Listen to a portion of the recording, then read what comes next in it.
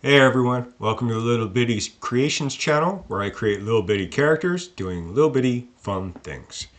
So this week I thought I would actually do something fully colored and show you how I generally work. I'm pretty rusty. I haven't colored anything outside of Adobe Illustrator stuff in a while, but I think this one turned out okay. I did try a different shading brush than I normally use because I just wanted it to look a bit more painterly. And I think in future episodes, I'll keep trying to push myself outside of my comfort zone in the future. For this one, I chose my Wendigo character, Wendall. And if you know anything about Wendigos, they're pretty terrifying. And by the way, has anybody seen Antlers? And if so, how was it? Because I want to see that one. Anyway, so the legends go, the Wendigo is actually a spirit that's supposed to be a malevolent one that possesses human beings and causes the victims to have never-ending, insatiable hunger. They're pretty much invulnerable to everything except stabbing the heart or fire. The whole deer head thing was apparently something the European settlers added onto the mythos in later years. I kept it because I just like how they look, and frankly, I think that Wendell is just an adorable little monster, and I can't imagine he would look as much fun otherwise. Generally, they look like extremely emaciated, zombified humans, skin pulled back, rotten decaying flesh, sharp claws and teeth, and very, very tall and very, very cuddly. They say that sometimes in cases of extreme starvation, people are said to become possessed by a Wendigo spirit, and then they transform into the creature. In other stories, the spirit possesses them first and they go mad, becoming more violent and ravenous. And in other stories, and this one I hadn't heard, they can be the result of a curse. People who are really greedy or selfish might find themselves on the wrong end of a nasty spell. And this one is actually thought to be more of a morality play, like a Shakespearean type thing. Now, my Wendigo, Wendall, is a grumpy guy, and he's pretty much always angry. I mean, you'd be too if you were constantly hungry. Again, I'm going for darker humor here, but I have a lighter idea in mind if I ever do a more mainstream comic strip or book or something. We'll see. I decided let's see him do some chefing. I wanted to make some fairly disgusting things in there, intestines, human heart, etc. You know, all those things a growing Wendigo needs, am I right?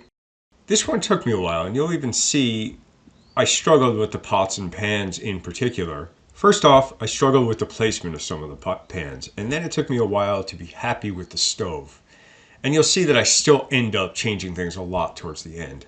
I even put in a word balloon, but then realized that the joke is ripped from an episode of Modern Family, and I didn't want to steal from anyone.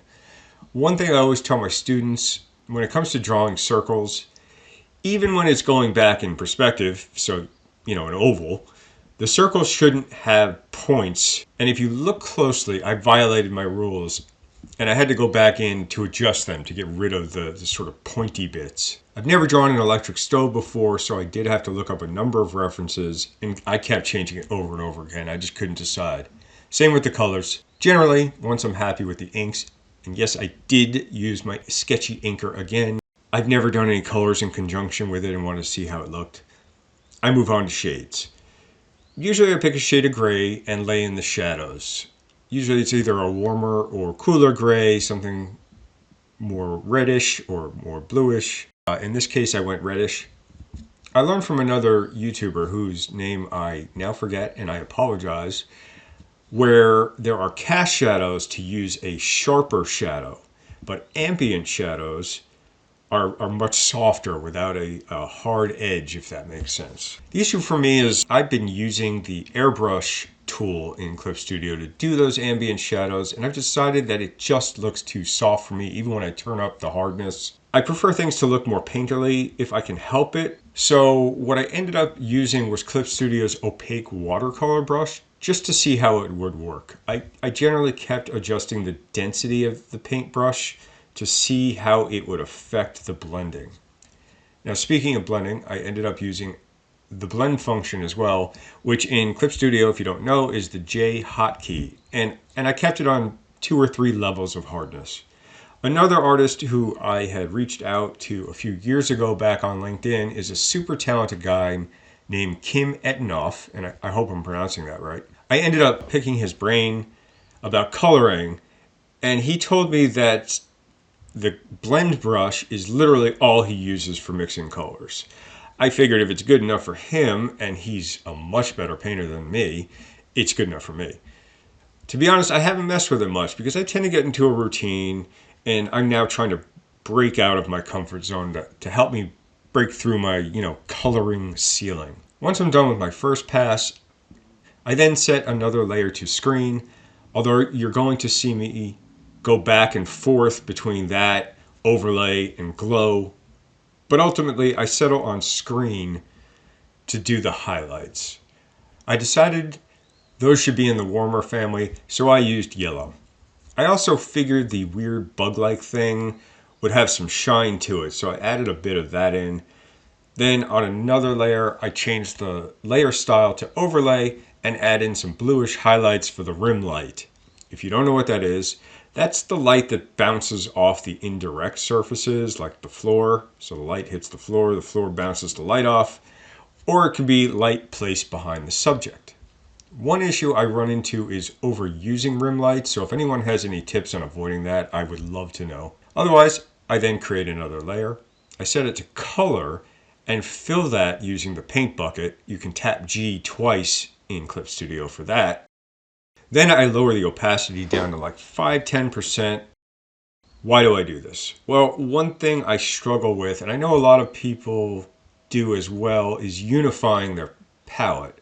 So when I was searching for a solution to that, I came upon a tutorial by, I believe it was Colors with Kurt, and he suggested doing this method.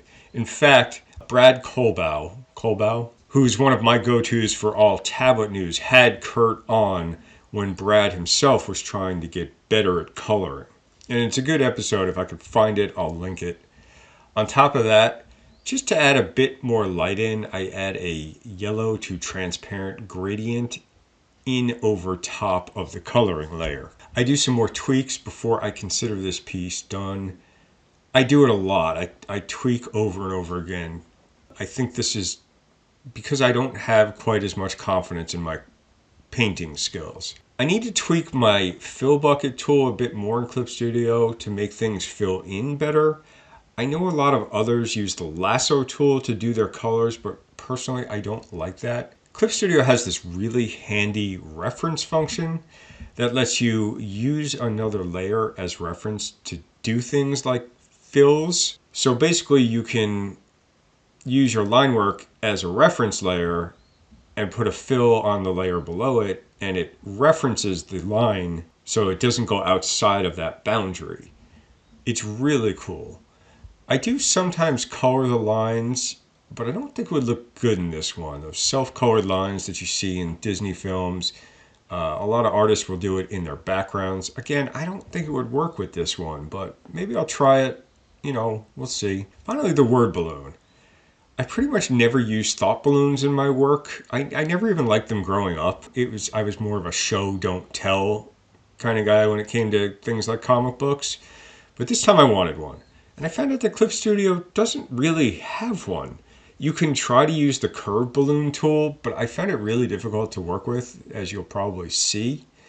So I did try to find one on the Clip Studio Marketplace. And the one that I did manage to find just wasn't working for me. So I ended up just sketching it in. And then when I thought I was done with this whole thing, I forgot I hadn't flipped the drawing, so that people could read the word recipe, for example, on Wendall's book that he's reading. One last little annoyance. Anyway, I think that's all for now. What do you all think? Well, thanks for stopping by my little channel. Please like, subscribe, share. Otherwise, the links for things I use to make my Lil Bitty Crypties are below. Thanks, and stay cryptic, folks.